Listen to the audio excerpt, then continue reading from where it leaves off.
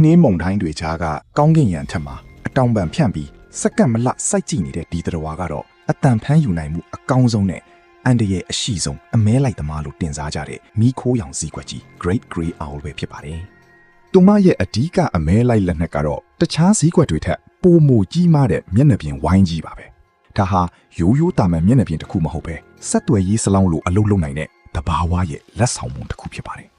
ပတ်ဝန်းကျင်မှာရှိတဲ့အတိုးဆုံးအတန်လေးတွေအားလုံးကိုစုစည်းပြီးပိုမိုကျဲလောင်အောင်ချဲ့ပေးနိုင်စွမ်းရှိပါတယ်။ဒီလိုအစွမ်းထက်လာတဲ့အတန်ဖန်းယူနိုင်မှုစနစ်ကြောင့်ပဲပေ150အကွာဝေးကနှင်းထူတွေအောက်ထဲမှာပုံအောင်နေတဲ့လေကျွက်ကလေးတွေရဲ့လှုပ်ရှားတံကိုတော့အလွတ်မပြီးပဲအမိအရာကြားနိုင်ပါတယ်